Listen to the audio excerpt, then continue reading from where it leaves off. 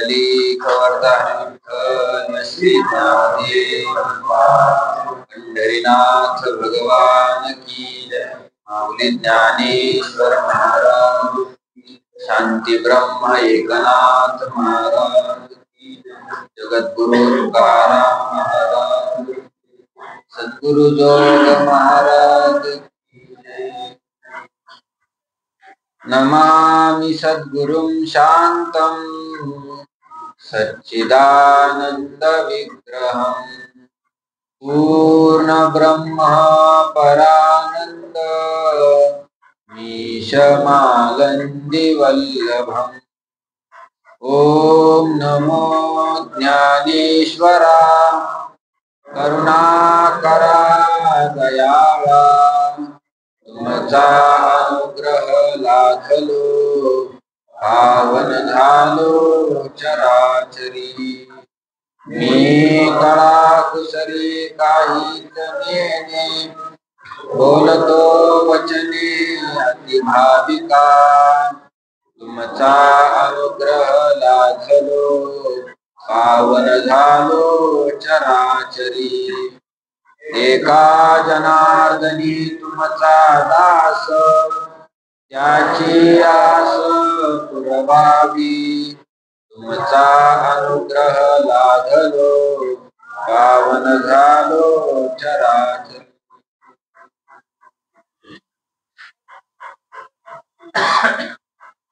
या उपाधी माझी गुप्त चैतन्याशी सर्वगत हे तत्वज्ञ संत स्वीकारित।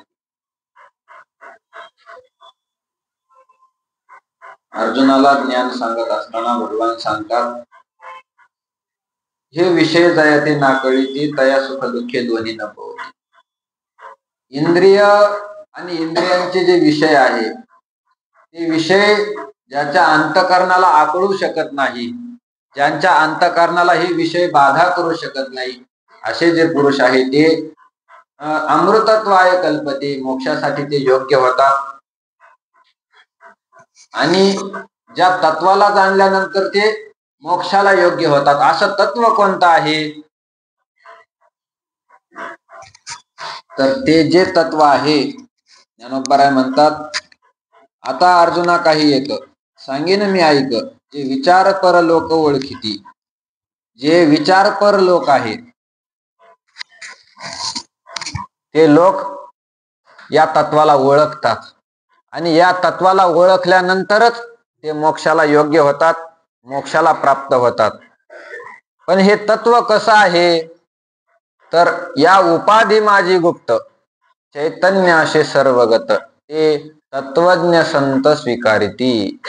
या उपाधी माझी गुप्त हे जे तत्व आहे ज्याला ब्रह्मतत्व म्हणतात, ज्याला परब्रह्म म्हणतात, ज्याला ईश्वर म्हणतात, ज्याला देव म्हणतात, ज्याला पांडुरंग म्हणतात, हे तत्व उपाधी माझी गुप्त आहे। उपाधी माझी गुप्त उघड तत्व नाही, उघड तत्व नाही। स्वरूपाने ते उघडच आहे। परब्रह्माचं जर स्वरूप जर पाहिलं तर ते कसं आहे उघड आहे। उघडे पंढरपुरा आले नेनो ब्रह्म मार्ग चुकले उघडे पंढरपुरा आले भक्त पुंडलिके देखिले उभे केले विटेवरी। ते ब्रह्म उघड आहे। उघड त्याला उघड का म्हटलं त्याच्याजवळ काहीच नाही म्हणून त्याला उघड म्हणतात। उघड कोणाला म्हणतात ज्याच्याजवळ काहीच नाही राहिलं त्याला माणसं काय म्हणतात हा उघडा झाला उघडा। ज्याच्या अंगावर वस्त्र नाही राहिलं त्याला काय म्हणतात उघडा झाला। ज्याचं घर दुसऱ्याने बळकावून घेतलं माणसं काय म्हणतात हा उघडा झाला। आता याला काही राहिलं नाही। ज्याच्याजवळ काहीच नाही त्याला उघड म्हणतात उघड। आणि ते परब्रह्म तत्व असंच आहे त्याच्याजवळ काहीच नाही, त्याचं स्वतःच म्हणून त्याच्याजवळ दुसरं काही नाही, तोच स्वतःच आहे। त्याच्या व्यतिरिक्त जे काही आहे ते सगळं मायेच आहे। त्या ब्रह्माकडे त्याचं म्हणून दुसरं काही नाही।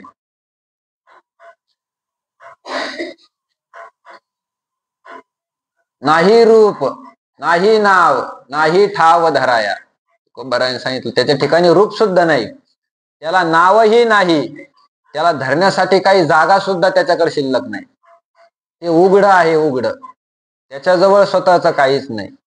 नाही रूप वर्ण गुण जेथे, सत्य ज्ञानानंत गगनाचे प्रावर्ण, नाही रूप वर्ण गुण जेथे. जेथे रूप नाही, जेथे वर्ण नाही, जेथे गुण नाही, कोणत्याही प्रकारचं रूप त्याला नाही, त्याच्या ठिकाणी एकही गुण नाही. म्हणजे मग ऐका यशश्री औदार्य, ज्ञान वैराग्य ऐश्वर्य, हे सहाही गुणवर्य वसती जेथ, म्हणून तो भगवंत. असं ज्ञानोबारांनी कसं सांगितलं? त्याच्या ठिकाणी तर 6 मुख्य गुण सांगितले. षडगुण ऐश्वर्य संपन्न, एक भगवंतची जाण. भगवंत षडगुण ऐश्वर्याने काय आहे? संपन्न आहे, संपन्न. गुणा आला विटेवरी, पितांबरधारी सुंदर जो. जो पितांबरधारी, जो सुंदर आहे, जो गुणाने जो युक्त आहे, असा परमात्मा विटेवर येऊन उभा राहिला. असं सर्व साधू संतांनी त्याला गुणवान म्हटलंय. आणि ज्ञानोबराय म्हणतात नाही रूप वर्ण गुण जेथ. त्याच्या ठिकाणी गुण सुद्धा नाही, रूपही नाही, वर्णही नाही. असं कसं? ज्ञानोबरायने ज्या तत्वाचं वर्णन केलं ते तत्व म्हणजे या पांडुरंगाचं मूळ स्वरूप आहे. आणि गुणाने तो युक्त आहे असं जे सांगितलं ते त्याचं ईश्वरत्व आहे. ईश्वर स्वरूप मानून त्याच्या ठिकाणी गुण मानलेले आहे. पण त्याचं मूळ जे स्वरूप आहे ते मूळ स्वरूप त्याचं उघडच आहे. त्याच्याजवळ त्याचं स्वतःचं काही नाही. त्याला रूप जे दिलं ते रूप सुद्धा मायेने दिलं. त्याला नाम जे दिलं, नाम सुद्धा मायेने दिलेलं आहे. त्याचं स्वतःचं म्हणून काही नाही. म्हणून त्याला उघड म्हटलंय, उघड. असं स्वरूपाने जरी ते उघड असलं तरी उपाधी माझी गुप्त, तरी सुद्धा ते उपाधीच्या योगाने काय झालेलं आहे? गुप्त झालेलं आहे. गुप्त लोपल्या गेलेलं आहे, ते झाकून गेलं उपाधीमध्ये. आकाश कसा आहे हो? आकाश उघड आहे. आकाश कसा आहे? उघड आहे. पण ते आकाश जर घटात आलं तर ते घटात आलेलं आकाश काय होतं? गुप्त होतं. मठात आलेलं आकाश ते गुप्त आकाश असतं. म्हणजे उपाधीचा त्याला संयोग झाला का व्यापक वस्तू काय होऊन जाती? संकोचित होऊन जाती, त्याला गुप्त होऊन जाते. उपाधी म्हणजे काय? उपाधीच नाव आहे ज्याच्यामुळं वस्तू झाकल्या जाते, त्याला उपाधी म्हणायचं. ज्याच्यामुळं वस्तूचा विसर पडला जातो त्याला काय म्हणतात? उपाधी म्हणतात. उपाधी. त्या उपाधीचं कार्यच आहे की वस्तूचं काय करायचं? अस्तित्व नसल्यासारखं दाखवायचं. जी व्यापक वस्तू आहे त्या व्यापक वस्तूला संकोचित करायचं, हे त्या उपाधीचं कार्य आहे. त्याला उपाधी म्हणतात. तर हे जे तत्व आहे ते उपाधी माझी गुप्त, उपाधीच्या आतमध्ये गुप्त असल्यासारखं झालेलं आहे. कोणत्या उपाधीमध्ये गुप्त झालेलं आहे याचा विचार जर पाहिला तर 2 दृष्टीने याचा विचार करता येतो. एक व्यष्टी दृष्टीने आणि दुसरं समष्टी दृष्टीने. ब्रह्मतत्वाचा विचार दोन्ही दृष्टीने. व्यष्टी कशाला म्हणायचं? एका शरीरापुरतं मर्यादित चैतन्य, त्याला व्यष्टी दृष्टी म्हणा. आणि अखंड जगतापुरतं मर्यादित जे चैतन्य त्याला समष्टी दृष्टी म्हणा.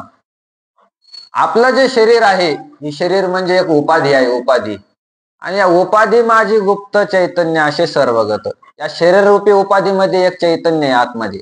शरीर ही उपाधी आहे. उपाधी म्हणजे खोळ. जसं तुकोबारांनी सांगितलं ना, पाषाणाची खोळ घेऊन बैसलाशी. भगवंता तू पाषाणाची खोळ घेऊन बसला आहेस. पाषाणाची खोळ घेऊन, म्हणजे पाषाण म्हणजे तू नाही पण पाषाणामध्ये तू आहे. तरी पाषाण नव्हे विष्णू, विष्णू पूजा विष्णू शार्पे, पाषाण राहे पाषाण रूपे. पाषाण म्हणजे विष्णू नाही पण पाषाणामध्ये कोण आहे? विष्णू आहे. म्हणजे पाषाणाची त्याने खोळ अंगावर घेतली आहे. खोळ झाकून घेतलंय स्वतःला त्याने. तसं हा देह म्हणजे एक खोळ आहे, खोळ. आणि या देहरूपी खोळीमध्ये एक परमात्मा राहतो, त्याला चैतन्य म्हणतात. चैतन्य. उपाधी माझी तो काय आहे? गुप्त आहे. उपाधीमध्ये गुप्त आहे. देहरूपी उपाधीमध्ये तो लपून गेलेला आहे. एवढा तो गुप्त झाला आहे की या शरीरामध्ये कोणीतरी चैतन्य आहे हेच सगळे मनुष्य विसरून गेले. सगळे विसरून गेले.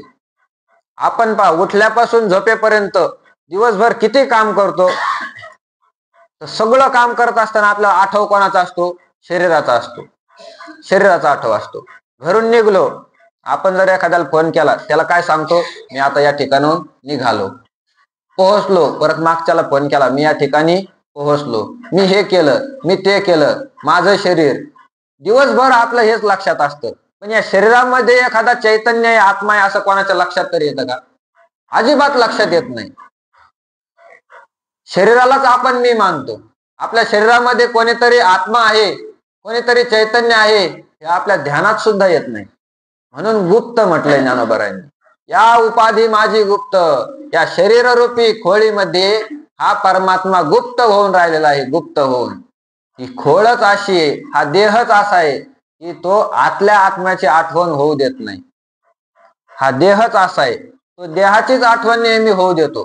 वास्तविक देह आपलं स्वरूपच नाही, आपलं मूळ स्वरूप आत्मा आहे, पण स्वरूपाला सुद्धा विसर पाडण्याचं काम या उपाधीने केलं. म्हणून या उपाधी माझी गुप्त, चैतन्य असे सर्वगत.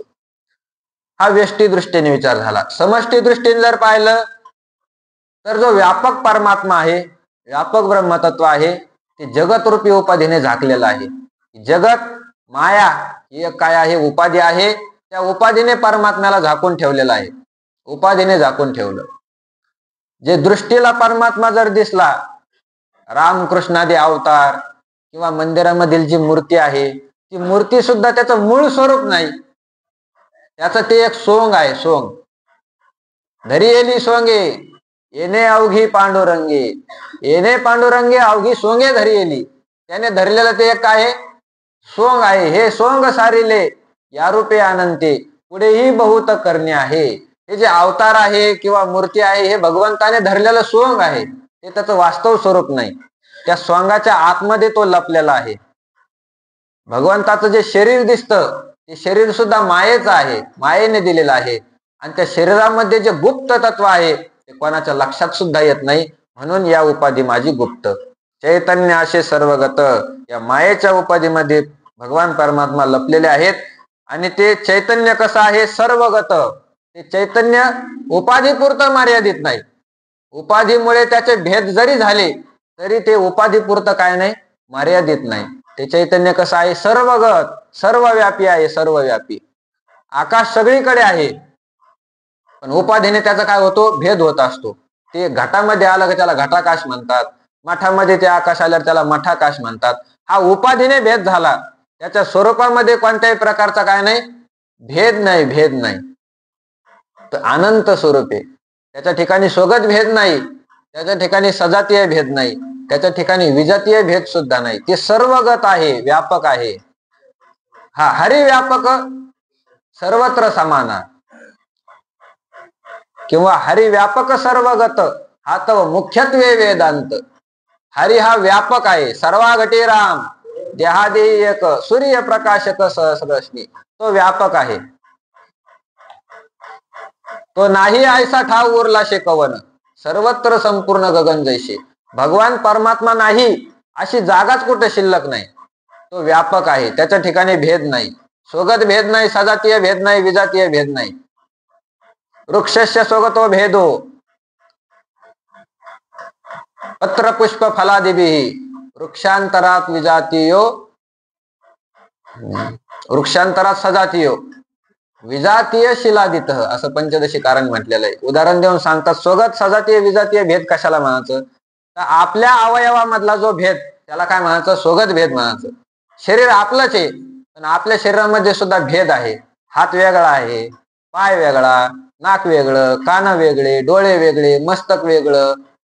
हे जो भेद आहे, एका शरीरामधला जो भेद, त्याला स्वगत भेद म्हणायचं. तसंच वृक्षामध्ये काय असतो? भेद असतो.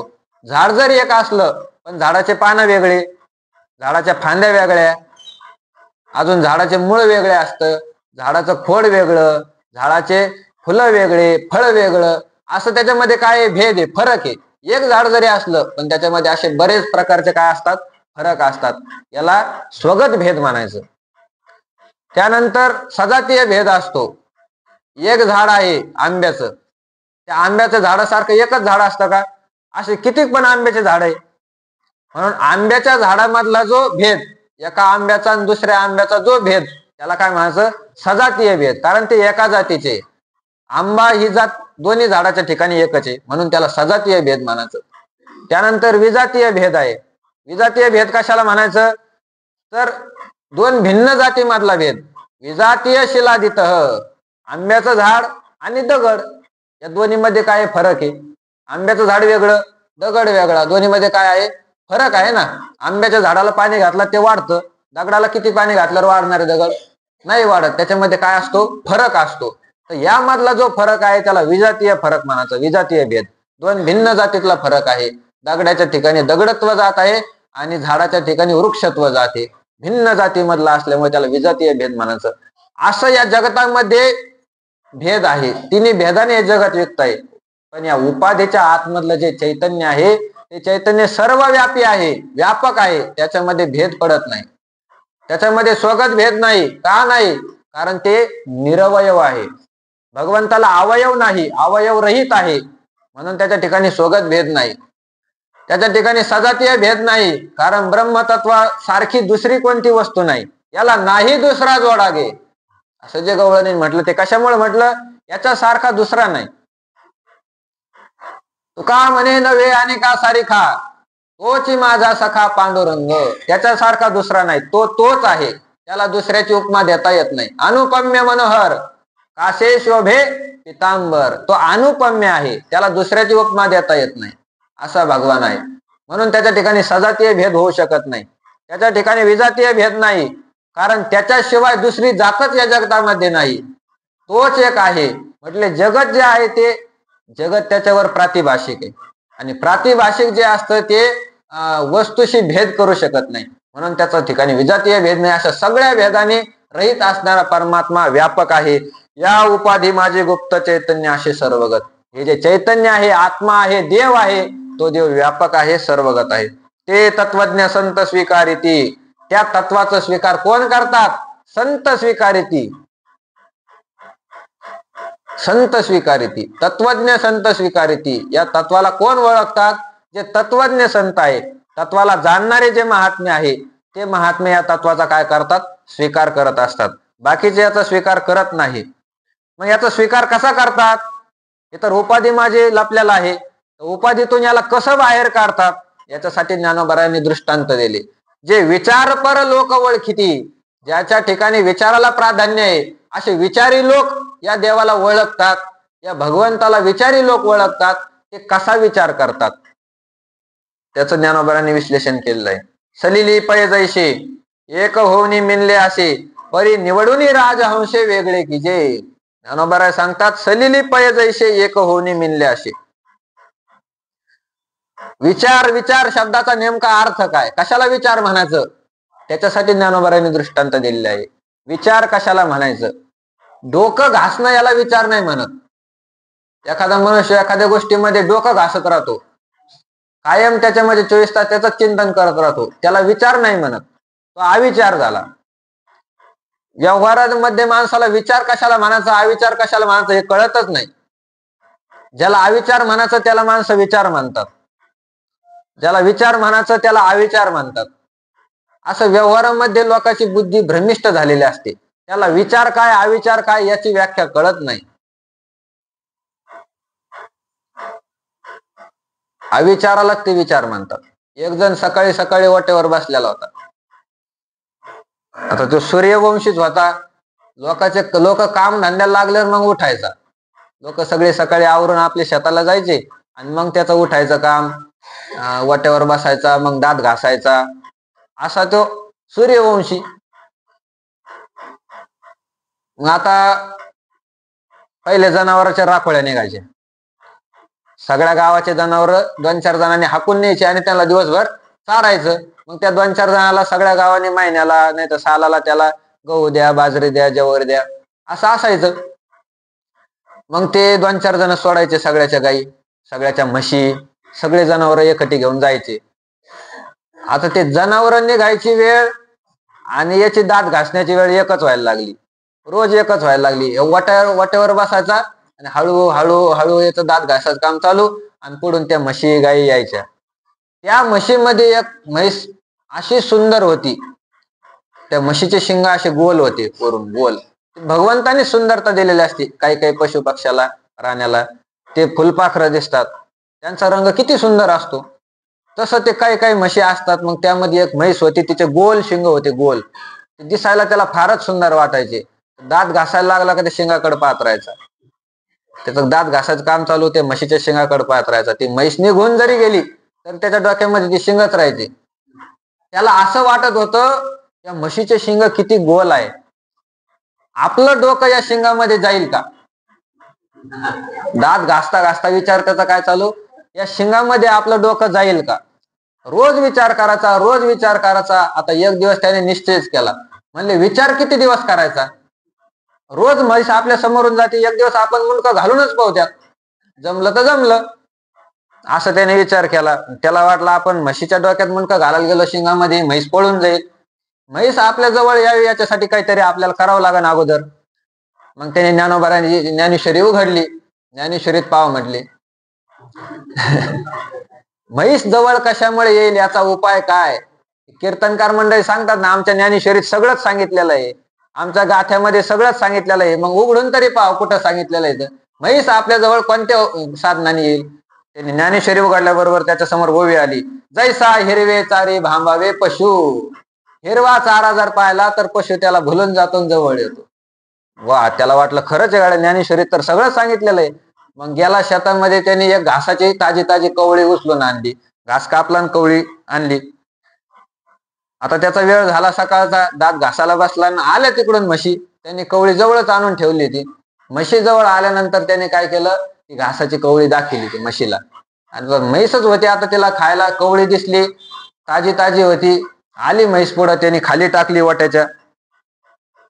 म्हशीनं ती कवळी खाण्यासाठी खाली मुंडकं केलं. खाली डोकं केल्यावर ते बरोबर शिंग आले समोर. दोन्ही हाताने त्याने शिंग धरले आणि त्यात घातलं मुंडकं. कशात, म्हशीच्या शिंगात. आता म्हैसच तिथे, म्हशीला वाटलं काय गेलं शिंगामध्ये, काय गेलं शिंगात. ती खाली वाकलेली होती. मग तिनं घास तोंडात धरला ना, असा हिसका द्याला.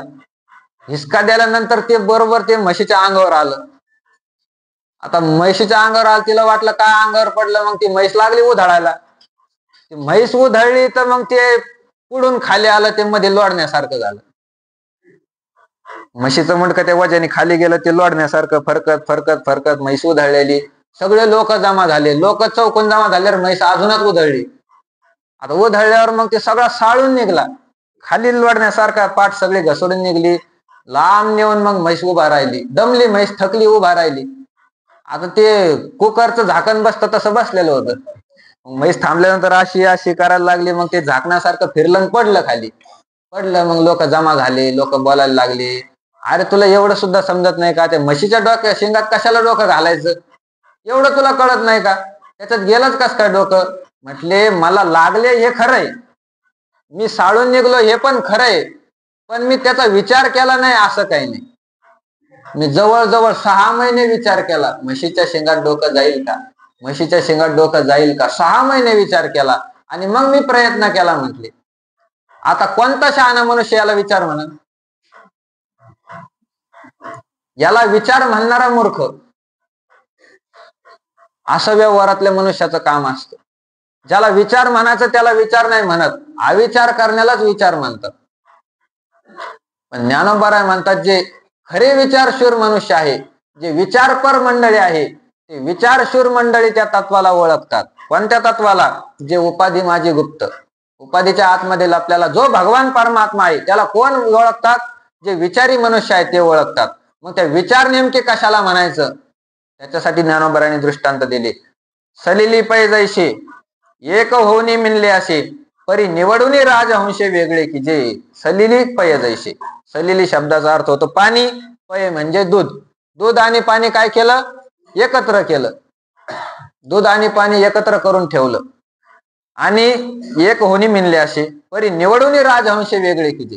आता दूध आणि पाणी आपल्याला वेगळं करता येतं का, नाही वेगळं करता येत. कितीही मोठा मनुष्य असला, दूध आणि पाणी तो वेगळं नाही करू शकत. त्याच्यासाठी काय लागतं, राजहंस लागतो. राजहंस, राजहंस काय करतो, त्याने त्यात चोच घातली, त्यातलं दूध पिऊन घेतो, खाली काय उरतं, पाणी उरतं.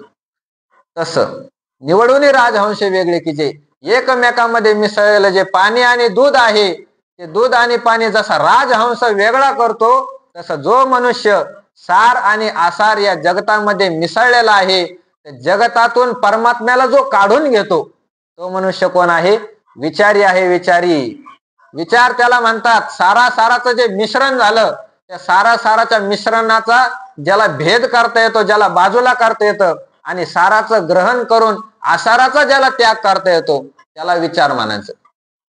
त्याला विचार म्हणायचं. ज्ञानोबा दुसरा दृष्टांत देतात की अग्निमुखे किडाळ तोडून या चोखाळ निवडिती केवळ बुद्धिमंत. बुद्धिमान पुरुष काय करतात? अग्निमुखे किडाळ, अग्नीच्या मुखामध्ये किडाळ म्हणजे सोनं. जे सोनं मिसळलेलं आहे, भेसळ ज्या सोन्यामध्ये आहे, त्याच्यामध्ये तांब, पितळ, दुसरे जे धातू मिसळलेले आहे, असं मिसळलेलं जर सोनं असेल, त्या सोन्यामधून आता ते धातू आपल्याला बाजूला करायचे, शुद्ध सोनं काढून घ्यायचं. त्याला काय करावं लागल?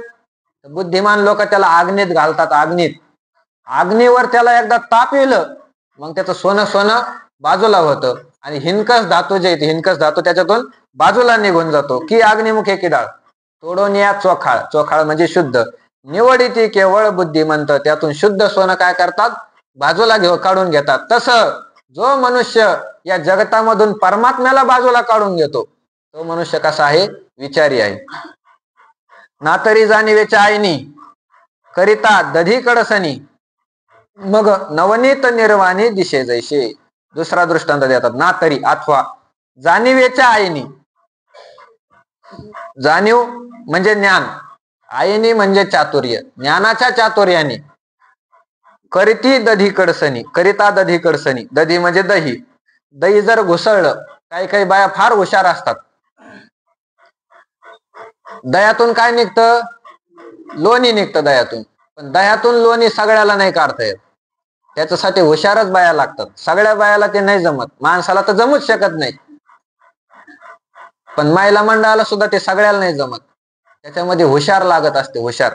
ज्ञानोबारांनी सांगितलं जाणीवेच्या आईनी, त्यातलं ज्ञान लागतं आणि चतुर लागतो मनुष्य. जाणीवेच्या आईनी करिता दधी कडसनी, मग ते दही एकदा घुसळलं, घुसळून मग दह्यातून काय काढून घ्यावं लागतं? नवनीत निर्वाणी दिशे जैसे, शेवट त्या लोण्याचा त्यातून गोळा काढून घ्यावा लागतो. त्याला हुशारच मनुष्य लागतो, कोणालाही ते नाही जमत. त्याच्यामध्ये थंड पाणी किती टाकायचं, गरम पाणी किती टाकायचं, कोणत्या ऋतूमध्ये काढायचं असल्यावर कसं लागतं, हिवाळ्यामध्ये काढायचं असेल तर मग गरम पाणी लागतं का थंड लागतं, उन्हाळ्यात जर लोणी काढायचं असेल तर मग त्याला कसं पाणी लागतं, त्याला किती वेळ घुसळायचं, त्याचं सगळं ज्ञान असावं लागतं. मग असं त्यातून लोण्यातून दह्यातून काय निघतं? लोणी बाहेर निघतं. निर्वाणी दिशे जैसे, शेवटला जसं दिसतं त्याप्रमाणे या जगतातून ज्याला परमात्मा काढून घेता येतो, तो मनुष्य काय आहे? विचारी आहे. की भूसबीज एकवट उपनेतार आहे घनवट, तेथ उडे ते फलकट जाणू आले. जुना दृष्टांत दिला ज्ञानोबारांनी. भूसबीज एकवट, शेतामधलं धान्य आता काढून घेतलं, आणि धान्य काढून घेतल्यानंतर भूस आणि बी ते एकटीच राहते. कंस जर काढून आणले आपण, तर कंस म्हणजे त्यात नुसते दाणे नसते, त्यात काय असतं? भूस सुद्धा असतं त्याच्यात. तर मग हे बाजूला कसं करायचं? तर भूसबीज एकवट उपनेतार आहे घनवट, त्याला बाजूला करण्यासाठी काय करावं लागतं? अगोदर मळून घ्यावं लागतं. मळल्यानंतर ते जे होतं, तर त्याला सुद्धा वाऱ्याच्या साह्याने त्याला काय करावं लागतं? उपण्यावं लागतं. आता त्याला उपनेर निघले, उपनेरचे मशीन निघले. आता पहिले वाऱ्यावर काढत होते, उपनेर मध्ये दुसरं काय राहतं? वाराच राहतो. वाऱ्याच्या साह्यानेच त्याला बाजूला करावं लागतं. उपनेतार आहे घनवट, जर आपण भूस आणि बी एकत्र केलेलं जर वाऱ्याच्या साह्याने उपनायला लागलो, तर जे घनवट खाली जे पडतं पायाजवळ, ते काय असतं? बी असतं. आणि वाऱ्याच्या साह्याने जे बाजूला जाऊन पडतं, ते काय आहे? फलकट आहे, भूस आहे, ते कामाचं नाही. उपनेतार आहे घनवट उडे ते फलकट जाणू आले. तसं हे जगत म्हणजे भूस आहे, आपल्या काही कामाचं नाही ते. आणि त्यातला परमात्मा म्हणजे बीजासारखा आहे, तोच कामाचा आहे. हे ज्याला कळतं तो विचारी. तैसे विचारिता निरसले ते प्रपंच सहजे सांडवले, मग तत्वता तत्व उरले ज्ञानी. अशी ज्ञानोबा सिद्धांत सांगतात. त्याप्रमाणे हे जे दृष्टांत सांगितले, त्या दृष्टांताप्रमाणे विचारिता निरसले, ज्याने विचार करून बाजूला केलं दोन्ही तत्वाला, जगताला बाजूला करून टाकलं आणि परमात्म्याला जगतामधून काय केलं? बाजूला केलं. मंथुनी नवनीता तैसे घे अनंता, वाया व्यर्थ कथा सांडी मार्ग. नवनीता मंथुनी, जसं आपण दह्याला घुसळून त्यातून नवनीताचा गोळा बाजूला काढतो, तसं या जगताला घुसळावं, जगताचा विचार करावा आणि विचार करून जगताला बाजूला करावं. आणि त्या जगतातला परमात्म रूपी जे नवनीत आहे, जे लोणी आहे, त्या लोण्याला बाजूला काढून घ्यावं. तैसे घे अनंता, अनंत स्वरूप त्या भगवंताला लोण्यासारखं बाजूला काढावं. तैसे विचारिता निरसली, विचार केल्यानंतर जे बाजूला निघलं ते प्रपंच सहजे सांडवले. असा कोण आहे? प्रपंच. विचार करून जो बाजूला निघतो तो प्रपंच सहजे सांडवले. मग तो प्रपंच आपण सहजच काय करून टाकतो? त्याचा त्याग करून टाकतो. मग तत्वता तत्व उरले ज्ञानी अशी. मग ज्ञानी जे महात्मे आहे त्यांना खरेपणाने ब्रह्मतत्व शिल्लक राहत असतं. म्हणून आणि त्याच्या ठाई त्या आस्तिक्य बुद्धी नाही, निष्कर्ष दोहीही देखील असे. म्हणून दोहीही निष्कर्ष देखील असे. त्याला आसाराचं तत्व सुद्धा कळलेलं असतं आणि साराचं तत्व सुद्धा कळलेलं असतं. दोन्हीचा निर्णय त्याने पाहिलेला असतो. सार काय आसार काय त्याला कळतं महात्म्याला. म्हणून तया अनित्याच्या ठाई आस्तिक्य बुद्धी नाही. जे अनित्य पदार्थ आहे, ज्याचा नाश होणार आहे, असं जे जगत आहे, त्या जगताच्या ठिकाणी त्याला आस्तिक्य बुद्धी नसते. जगताला तो खरं मानत नाही. व्यावहारिक मनुष्य जगताला खरं मानून चालतात. चालविती व्यवहार सत्य म्हणून, सत्य आहे जगत म्हणूनच सगळे व्यवहार करतात. पण ज्ञानी महात्मे या जगताला सत्य मानत नाही. या जगताला ते खोटच मानतात, सत्य नाही मानत. कारण त्यांच्या ठिकाणी काय असतं? ज्ञान असतं. ज्ञान, त्या ज्ञानाने त्यांना दाखविलेलं असतं प्रपंच मिथ्या आहे आणि परब्रह्मच एक काय आहे? सत्य आहे. म्हणून ते प्रपंचाला सत्य मानण्याची चूक करत नाही. व्यावहारिक माणसं त्याला सत्य मानतात, पारमार्थिक लोक त्याला सत्य मानत नाही. अविनाशी तू तद्विधी येन सर्वमिदं ततम विनाशम अव्यशास्य न कश्चित कर्तुमर्हति. भगवान सांगतात अर्जुना, येन इदम सर्वम ततम. ज्या परमात्म्याने, ज्या आत्म्याने हे सगळं जगत व्यापलेलं आहे, तो आत्मा अविनाशी विद्धी. तो अविनाशी आहे, त्याचा कधीच नाश होत नाही असं तू समज. अश्य अव्यस्य, या अविनाशी परमात्म्याचा, विनाशम, त्याचा विनाश, न कश्चित कर्तुमर्हति, कोणीच करू शकत नाही. त्या परमात्म्याला कोणीच मारू शकत नाही, आत्म्याला कोणीच मारू शकत नाही. देखे सारासार विचारिता भ्रांती ते पाही असारता तरी सार ते स्वभावता नित्य जाणे. सारासार विचारता, सार काय आहे, आसार काय आहे, याचा जर आपण विचार केला तर भ्रांती ते पाही आसारता, जे भ्रम आहे तो आसार आहे. भ्रम म्हणून जो आहे तो सगळा आसार आहे. हा प्रपंच हे भ्रम स्वरूप आहे, हा आसार आहे, सार नाही, हे आपल्या कामाचं नाही. आणि सार ते स्वभावता नित्य जाणे, जे स्वभावता नित्य आहे, स्वभावाने ज्याचा कधीही नाश होत नाही, तो भगवान काय आहे? सार आहे. सार, तोच सार आहे, बाकीचं सगळं आसार आहे. हा लोकत्रयाकार, तो जयाचा विस्तार, तेथ नाम वर्ण आकार चिन्ह नाही. हा लोकत्रयाकार, हे जे तिन्ही लोकाचा जो आकार दिसतो तो जयाचा विस्तार, तो ज्याचा विस्तार आहे, ज्या भगवंताने याचा विस्तार केलेला आहे. तेथ नाम वर्ण आकार चिन्ह नाही. त्या ठिकाणी कोणतं नाव नाही, त्या ठिकाणी कोणता रंग नाही, त्या ठिकाणी कसल्याही प्रकारचा आकार नाही, चिन्ह नाही. जो सर्वदा सर्वगत जन्मक्षयातीत तया केल्याही घात कदा नव्हे. जो सर्वदा आहे, नेहमीच राहतो, सर्वगत सर्वव्यापी आहे, जन्मक्षयातीत, त्याला जन्म नाही, त्याला क्षय मरण सुद्धा नाही. भगवान परमात्म्याला जन्म नाही, त्याला मरण सुद्धा नाही. तो अवतार धारण करत असतो. अवतार, अवतार कसं धारण करतो? अयोनी संभव प्रगटला हा राघव. अयोनी संभव भगवान उत्पन्न होतो. त्याला वास्तविक जर पाहिलं तर जन्म नाही, मरण नाही त्या भगवंताला. तया केली ही घात कदा नव्हे. त्यांचा घात करण्याचा जरी विचार केला तरी सुद्धा त्याचा काय होत नाही? घात होत नाही. हिरण्यकश्यपूने किती प्रयत्न केले पण त्याचा घात नाही करू शकला. असा कोणताच या पृथ्वी तलावर आजपर्यंत झाला नाही त्याने आत्म्याचा घात केला, कोणीही नाही असा. अंतवंत इमे देहा नित्यशोक्ता शरीरिणः अनाशिनो प्रमेयश्च तस्मात् युध्यस्व भारत. भारत, हे अर्जुना, नित्यस्य शरीरिणः, नित्य असलेला शरीरामधील जो आत्मा आहे त्या आत्म्याचं इमे देहा हा अंतवंत उक्ता. हे जे शरीर आहेत ते शरीर अंतवान सांगितलेले आहे. या शरीराचा काय होऊन जातो? नाश होऊन जातो. नाश, नाशिवंत देह जाणार सकळ, आयुष्य खातो काळ सावधान. नाशिवंत देह, हे शरीर, हे शरीर जात आघवे, नाशिवंत स्वभावे. हे शरीर स्वभावानेच नाशिवंत आहे, परतः नाश नाही, हे स्वभावानेच नाश आहे, याला दुसऱ्याकडून आलेला नाही. हे शरीराचा एकदा जन्म झाला म्हणजे ते शरीर कधी ना कधी जाणारच आहे, जाणारच आहे. काहीचे लवकर जाईल, काहीचे उशिरा जाईल, पण जाणार सगळ्याचेच आहे. हा, देता देव विता, नेता नेव विता, तो भगवान परमात्माच आहे. जाणार आहे, शरीर जाणार आहे. काहीचं 20 वर्षात जाणार आहे, काहीचं 50 वर्षात जाणार आहे, काहीचं 70 ला जाईल, काहीचं 100 ला जाईल, पण टिकणार नाही. कोणाचंच शरीर टिकत नाही. सगळ्याला काय करावं लागतं? मरावंच लागतं, मरावंच लागतं. चिरंजीव म्हणून जे सांगितले, चिरंजीवाला सुद्धा देहाचा त्याग शेवटी करावाच लागतो.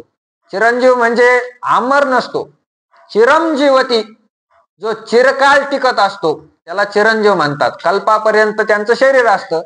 हनुमंतराय आहेत, कृपाचार्य, अश्वत्थामा, बली, व्यास, हे जे सगळे मंडळी आहे, मार्कंडेयासारखे, हे चिरंजीव आहे. चिरंजीव, चिरंजीव म्हणजे कल्पापर्यंत यांचं आयुष्य. कल्प संपल्यानंतर त्यांना सुद्धा सोडावं लागतं. ब्रह्मदेव, त्याला सुद्धा मरावं लागतं. विष्णूला सुद्धा सोडावं लागतं. शंकराला सुद्धा सोडावं लागतं. तिथं कोणाचं शरीर टिकत नाही. हे शरीर जात आगवे नाशिवंत स्वभावे, हे नाशवान आहे. अंतवंत इमे देहा नित्य शोक्ता शरीरिन अनाशिनो प्रमेयश्च तस्मात युद्धस्व भारत. अनाशिनः, याचा कधीही नाश होत नाही. अप्रमेयश, जो कोणत्या प्रमेयाचं प्रमेय होत नाही, प्रमाणाचा विषय होत नाही. म्हणून अर्जुना तस्मात युद्धस्व, म्हणून तो युद्ध कर. हे शरीर जात आघवे नाशिवंत स्वभावे म्हणून तू झुंजावे पंडकुमारा. म्हणून हे जे शरीर आहे ते स्वभावाने नाशवान आहे, त्याचा कधी ना कधी नाश होणार आहे. प्रत्येक क्षणाक्षणाला हे शरीर कुठे चाललंय? नाशाकडे चाललेलं आहे. क्षणाक्षणाला, गर्भात आल्यापासूनच घडी घडी काळ वाट याची पाय, अजूनही किती आहे अवकाश. जन्माला आल्यापासून हे शरीर मरणाकडे धाव घेत आहे, क्षणाक्षणाला, क्षणाक्षणाला. एका वर्षाने शरीर वाढत नाही, एका महिन्याने शरीर वाढत नाही, शरीर क्षणाक्षणाने वाढतं. ते आपण रोज पाहत असल्यामुळे आपल्याला ते त्यातला काही फरक कळत नाही, पण शरीर एका एका क्षणाने वाढत राहतं. मरणाकडे त्याची धाव आहे, मरणाकडे. हे शरीर जात आगवे स्वभावे नाशिवंत, स्वभावाने त्याचा काय होणार आहे? नाश होणार आहे. म्हणून तू झुंजावे पंडकुमारा. मग अर्जुना, तुला रडण्याचं कारण काय आहे? शरीर कधी कधी मरणारच आहे, तरी काय होती चिरंतन. तू जर मारलं नाही तर हे भीष्माचार्य, हे द्रोणाचार्य, हे काय आजीवन तसंच राहणार आहे का? कधी कधी हे मरणारच आहे. म्हणून तू शोक करू नको. म्हणून तू झुंजावे, म्हणून तू काय कर? युद्ध कर, युद्ध. शरीराची मर्यादा पाहू नको. य एनम वेत्ती हंतारम यश्चैनम मन्यते हतम उभौ तौ न विजानीतो नायम हंती न हन्यते. यह एनम हंतारम वेत्ती च एनम हतम मन्यते.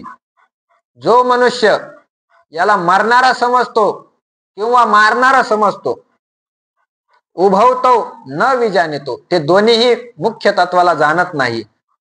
अयम न हंती अयम न हन्यते. जे तत्व आहे, जो परमात्मा आहे, जो आत्मा आहे, तो कोणालाही मरतही नाही, कोणाकडून कोणाला मारत सुद्धा नाही.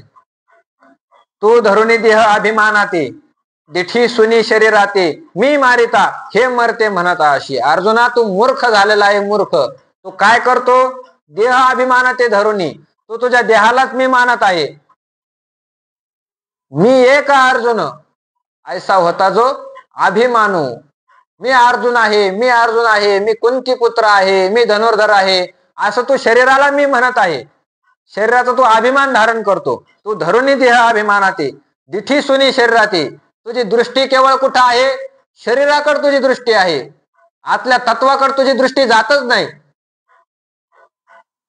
मनुष्याची दृष्टीच अशी झालेली आहे. ती दृष्टी कुठपर्यंत जाते?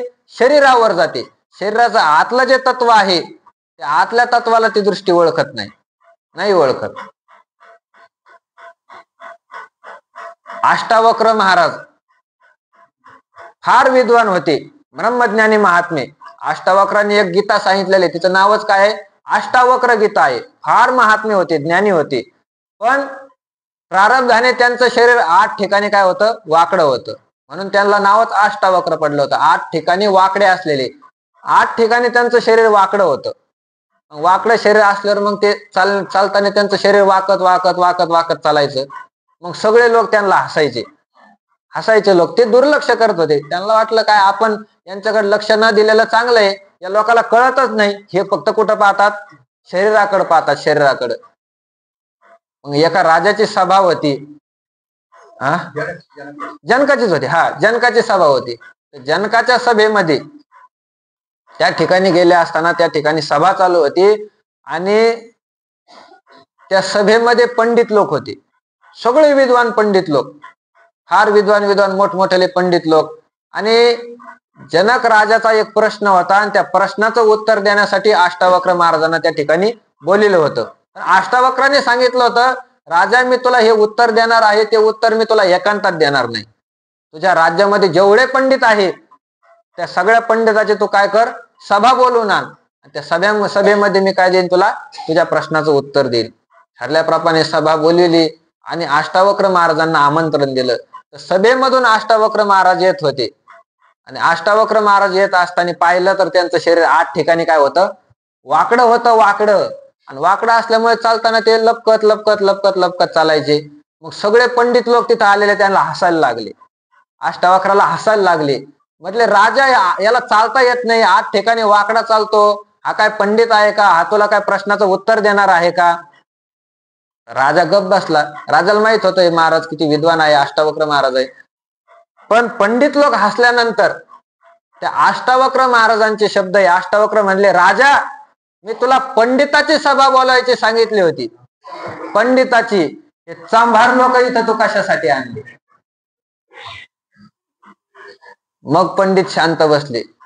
मग म्हणायला लागले, आम्हाला चांभार म्हणला, आम्ही तर ब्राह्मण आहोत, आम्हाला तू चांभार कस काय म्हटला. राजालाही आश्चर्य वाटलं. त्या ठिकाणी अष्टावक्रांनी सांगितलं, जो चामड्यालाच पाहतो, ज्याची दृष्टी चामड्यापर्यंतच जाती, ज्याला चामड्यातलं चांगलं कळतं, त्याला आमच्या तिकडे चांभार म्हणतात. तो कोण आहे काय आहे ते नाही, ज्याला चामड्यातलं कळतं तो चांभार आहे, आतली दृष्टी कळत नाही. पंडित कोणाला म्हणतात, पंडानाम आत्मविषयका बुद्धी सपंडित. ज्याची आत्मविषयक बुद्धी झाली तो पंडित आहे. पंडित लोक वरच्या शरीराकडे पाहत नाही, त्या आतल्या तत्वाकडे पाहत असतात. आणि या लोकांनी वरच्या तत्वाला पाहिलं म्हणून हे लोक काय आहे, चांभार आहे, चांभार. अशी दृष्टी असते. दिठी सुनी शरीराते. अर्जुना तू शरीराकडे दृष्टी ठेवलेली आहे, शरीरातलं जे तत्व आहे त्या तत्वाला तू जाणत नाही, फक्त तुझी दृष्टी शरीरापर्यंतच जाते. अर्जुना तू कीर्तन ऐकायला बसतो, दृष्टी कुठं जाते, शरीरापर्यंत जाते. महाराज कसा आहे, जाड आहे का पातळ आहे, त्याने फेटा कसा घातलेला आहे, उंच महाराज आहे का बारीक महाराज आहे, महाराज बोलायला कसं बोलतो, विनोद करतो का शास्त्रातलं सांगतो का पुराणातलं सांगतो का संतांच्या कथा सांगतो, याच्यावरच लक्ष असतं श्रोत्याचं. वरच्यापणाला भुलून जातात. काय भुललाशी वरल्या रंगा, वरच्या रंगाला भुलून जातात. काय भुललाशी पतंगे रंगी रंगे रे श्रीरंगे. त्याच्या आतमधल्या श्रीरंगामध्ये रंगायचं ते सोडून देऊन लोक काय करतात, त्याच्या वरच्या रंगाला भुलून जातात, पतंगासारखं. पतंग जसा वरच्या रंगाला भुलून जातो, पतंग नावाचा किडा, दिवा त्याला फार आवडतो, दिव्याचा रंग. पण दिव्याजवळ गेल्यानंतर आपला नाश होणार आहे, जळून राख होणार आहे, त्या पतंगाला कळत नाही, वरच्याच रंगाला काय करतो, भुलून जातो. तसं याचं कीर्तन ऐकल्यानंतर आपलं काय होणार आहे हे पाहत नाही लोक, त्याच्या बोलण्याला भुलून जातात, बोलण्याला. आतमधल्या तत्वाला कोणी जाणत नाही. भगवान तेच सांगतात, दिठी सुनी शरीराती. तू दृष्टी शरीराकडे ठेवलेली आहे, त्याच्या आतला जो आत्मा आहे तो आत्मा कधीच मरणार नाही. भीष्माचार्याचा आत्मा कधीच मरू शकत नाही, द्रोणाचार्याचा आत्मा कधीच मरू शकत नाही. पण अर्जुना तुझी तेवढी पात्रताच अजून नाही, तू फक्त शरीरापर्यंतच गेलेला आहे. मी मारिता हे मरते म्हणता अशी. आणि या भ्रमाने तू काय म्हणतो, मी एक अर्जुन मारिता, मीच या ठिकाणी मारणार आहे, मी जर यांना मारलं तर मग हे सगळे मरून जातील, असं तू मानत आहे अर्जुना. पण तसं तुझा भ्रम आहे, तसं वास्तवात नाही. तू जरी नाही मारलं तरी सुद्धा हे एक ना एक दिवस मरणारच आहे. तरी अर्जुना तू हे नेनशी, जरी तत्वता विचारिशी, तरी वधिता तू नवशी ते वध्य नव्हती. अर्जुना तू हे नेनशी, तुला मूर्खपणामुळे कळत नाही. जरी तत्वता विचारशी, ज्ञानाच्या दृष्टीने जर तू पाहिलं, सूक्ष्म विचार करून जर तू पाहिलं, तर तू मारणाराही नाही आणि हे मरणारे सुद्धा नाही. तू वधिता नवशी, मारणारा तू नाही, मारणारा सुद्धा भगवान परमात्माच आहे, भगवान परमात्मा आहे, तू नाही. तुझ्या ठिकाणची मारक शक्ती जी आहे ती मारक शक्ती कोणाची आहे? भगवान परमात्म्याची ती मारक शक्ती आहे. त्याला तुझ्याकडून ते काम करून घ्यायचंय म्हणून तुझ्याकडे ती काय दिलेली आहे? शक्ती दिलेली आहे. त्या शक्तीचा तू अभिमान घेऊ नको. भगवंत स्वतः सर्व कार्य करू शकत नाही म्हणून त्यांनी प्रत्येकाला शक्ती दिलेली आहे. त्या शक्तीच्या माध्यमातून त्यांना काम करून घ्यायचंय. भगवंताचं काम असतं. या जगात सगळ्याची गरज आहे म्हणून भगवंताने कायच्या ठिकाणी विद्वत्तेची शक्ती दिली. त्या शक्तीच्या माध्यमातून भगवंताला काम करून घ्यायचंय. काहीच्या ठिकाणी पैशाची सत्ता दिली. त्या पैशाच्या बळाने भगवंताला त्याच्याकडून काम करून घ्यायचंय परमार्थाचं. सगळ्याला भगवंताने काही ना काही काय दिलेली आहे? शक्ती दिलेली आहे. तसं अर्जुना, तुला ही धनुष्य विद्येची शक्ती भगवंताने दिलेली आहे. त्याला जोपर्यंत पाहिजे तोपर्यंत तुझ्याकडे तो ठेवणार आहे, तुझ्याकडून काम करून घेणार आहे. त्याचं काम झालं का मग शक्ती तुझ्याकडे ठेवणार नाही. युद्ध संपल्यानंतर वनात जेव्हा अर्जुन गेला होता, वनात गेल्यानंतर एकटा गेला होता. तिथं सगळे आदिवासी त्या वनात पारध्याचे लोक ते घाबरले नेमके कोण आलेला आहे म्हणून त्या भिल्लाच्या बयाने हाणलं अर्जुनाला. ज्या अर्जुनाने एवढं मोठं युद्ध केलं त्या अर्जुनाला त्या पारध्याच्या भिल्लाच्या बयाने हाणलं. मग विचारल्यानंतर मग सांगितलं, अरे ती शक्ती भगवंताची होती. त्याला काम करायचं तोपर्यंत ठेवली, त्याचं काम झालं त्याने काढून घेतली. म्हणून अर्जुना, तू वधिता नवशी, तो यांना मारणारा नाही. तू खरं आत्मस्वरूप तुझं ओळख. तू मारणारा नाही. मारणारा कोण आहे? भगवान आहे. भगवान तोच मारतो. तुला फक्त निमित्त केलं आहे. आणि ते वध्य नव्हती. ज्यांना तू मरणारा समजत आहे ते मरणारे नाही. त्यांचं फक्त शरीर पाडणार आहे. वास्तवात ते काय सगळे अमर आहे. अमर. तू कितीही प्रयत्न केला तरी त्यांच्या आत्म्याचा तू घात करू शकत नाही. तू त्यांना मारून मारून त्यांचं शरीर मारशील, आत्म्याला मारू शकत नाही. म्हणून अर्जुना, शहाणपणा याच्यामध्ये आहे. तू याचं शरीराकडचं लक्ष काढून घे, तुझं लक्ष आत्म्यापर्यंत नेऊन घाल आणि तुझ्यासाठी भगवंताने जे कर्तव्य दिलेलं आहे युद्ध करण्याचं कर्तव्य तू पूर्ण कर. आज 38व्या ओळीपर्यंत आपलं चिंतन झालेलं आहे. उद्या पुढच्या वयाचं चिंतन करण्याचा प्रयत्न करू. कुंडली गौरधारी विठ्ठल.